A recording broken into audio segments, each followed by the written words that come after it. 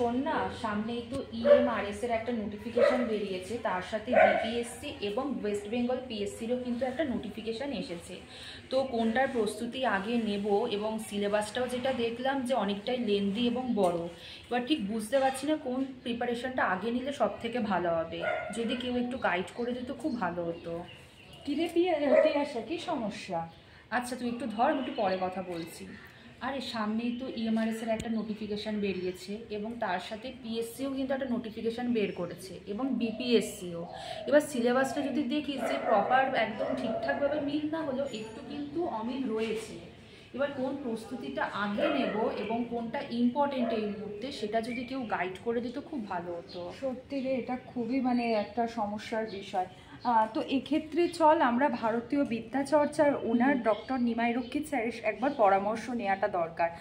কারণ এর আগে আমি যখন এমএ করছিলাম, তো এমএ করতে করতে কি নেটের প্রিপারেশান নেওয়াটা কি বেটার হবে, তো সেই বিষয়ে কিন্তু আমাকে ডক্টর নিমাই রক্ষিত স্যার ভীষণভাবে হেল্প করেছিল। তো চল আমরা একবার ভারতীয় বিদ্যাচর্চায় যাই, স্যারের সাথে কথা বলি। স্যার অফিসে আসে? হ্যাঁ, আজকে তো রবিবার। ঠিক আছে, তাহলে চল।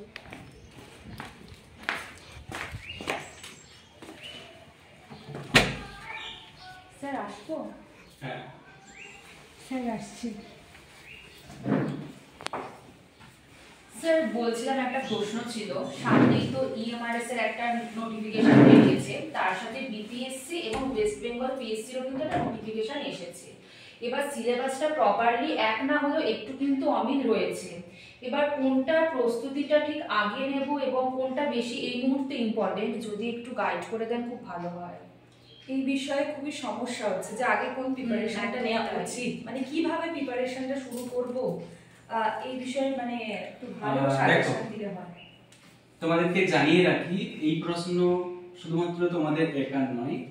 সকাল থেকে আমাদের প্রতিষ্ঠানে আমার কাছে প্রায় 10 থেকে 15টা আমি ফোন কল ধরেছি আজকে, যেখানে প্রত্যেকেই তোমাদের মতো প্রশ্ন করছে, ইএমআরএস, বিপিএসসি নাকি পিএসসি, কোনটার প্রস্তুতি আমরা আগে নেব, এবং একসাথে যদি আমরা প্রিপারেশন নিতে চাই, মানে একসাথে তিনটে প্রস্তুতি নেওয়া সম্ভব কিনা, এই বিষয়ে কিন্তু আমাদের কাছে অনেক ফোন আসছে, এবং এর জন্য কিন্তু আমরা ইতিমধ্যে তোমাদেরকে জানিয়ে রাখি কাজও শুরু করে দিয়েছি। দেখতে পাচ্ছ তোমরা, দেখো এখানে আমরা অলরেডি এই বিষয়ে কাজ শুরু করে দিয়েছি ছাত্রছাত্রীদের জন্য। মানে তারা বিপিএসসি পড়বে না ইএমআরএস পড়বে নাকি পিএসসি পড়বে নাকি তিনটেই একসাথে পড়বে, এই নিয়ে কিন্তু আমরা অলরেডি কাজ শুরু করে দিয়েছি।